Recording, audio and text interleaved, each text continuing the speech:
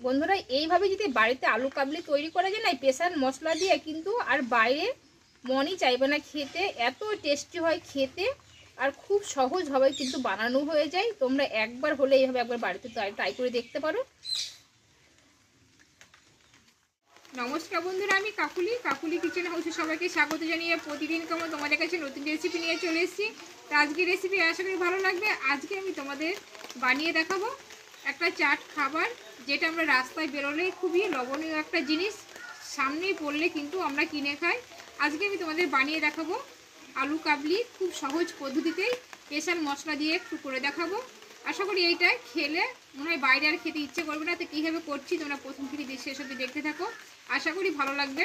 আর যে সকল বন্ধুরা নতুন, চ্যানেলটা সাবস্ক্রাইব করে পাশে থেকো। তাহলে চলো শুরু করি। দেখো মেনলি যেটা লাগবে এখানে একটু তেঁতুল, পাকা তেঁতুল নিয়েছি, আর এখানে অল্প একটু জল দিয়ে আমি এটা ভিজিয়ে রাখবো।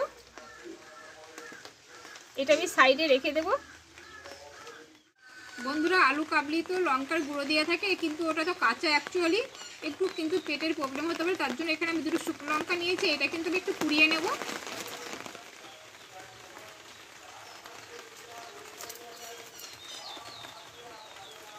দেখো এই লঙ্কাটাকে একটু পুড়িয়ে নেব আমি, এতে কিন্তু টেস্টটা খুব সুন্দর আসবে খেতে।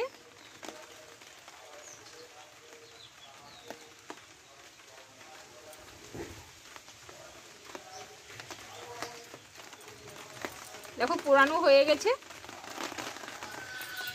দেখো এখানে কাচের পাত্র নিয়েছি, আর এখানে বড় সাইজে কিন্তু একটা আলু নিয়েছি। আলুটা আগে একটু সেদ্ধ করে নিয়ে আমি পিচ করে কেটে নিয়েছি। এই আলুটা আমি নিয়ে নেব।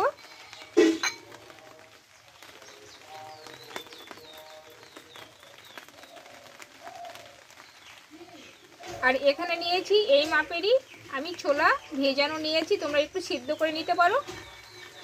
ছোলাটা নিয়ে নেব। দেখো বন্ধুরা এই বাটির এক বাটি মতো আমি মটর সেদ্ধ করে নিয়েছি, মটরটাকে নিয়ে নেব। এবার দিব পেঁয়াজ কুচানো, আর দেব টমেটো কুচানো, আর দেব শসা, আর দেব ধনে পাতা, আর এখানে কিছুটা নিয়েছি কাঁচা লঙ্কা কুচানো। এবার দেব স্বাদ মতো লবণ, আর এখানে নিয়েছি আমি বিট লবণ, আর এখানে নিয়েছি হাফ চামচ মতো এটা আমি জিরেটা আমি একটু অল্প করে একটু ভেজে নিয়েছি, দিয়ে আমি একটু গুঁড়ো করে নিয়েছি, দিয়ে দেব। আর এখানে নিয়েছি এক চামচ মতো চাট মশলা, এটাই হচ্ছে মেন বন্ধুরা। এইবার দেব আমি এখানে তেঁতুলের পালটা আমি দিয়ে দেবো। এখানে মোট 2 চামচ মতো হয়েছে, আমি দিয়ে দিলাম। আর দেবো এখানে ওপরে একটু চানাচুর, আর এখানে নিয়েছি পাতি লেবু, অর্ধেকটা আমি চিপে নেব।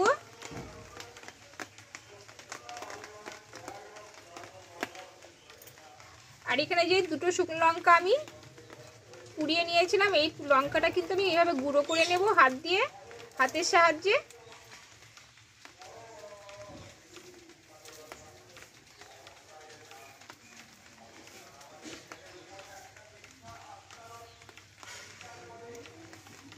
এ দিয়ে খোসাটা আমি একটু ফেলে দেব। এইভাবে একটু হাত দিয়ে মেখে নেব। জায়গাটা কিন্তু বন্ধুরা একটু ছোট হয়ে গেছে, ক্যামেরার বাইরে কিন্তু অনেকেই আছে, সেই জন্য আমি কিন্তু আলু কাবলিটা একটু বেশি করে করেছি। আর কতটা লোভনীয় তোমরা তো জানো, এটা সবার কিন্তু খুব প্রিয়।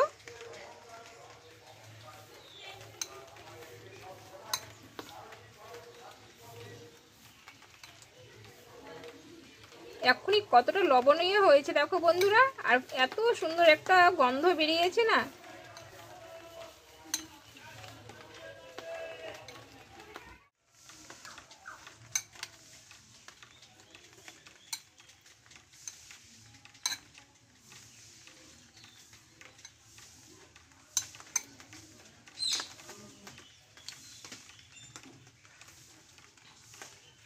দেখো বন্ধুরা আলু কাবলিটা কিন্তু পুরোপুরি আমার রেডি হয়ে গেছে। আমি একটু টেস্ট করে দেখব কেমন হয়েছে।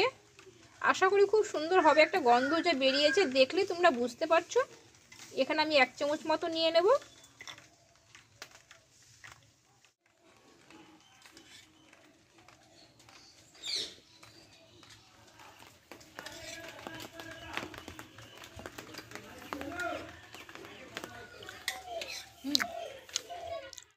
বলবো বন্ধুরা, অসাধারণ।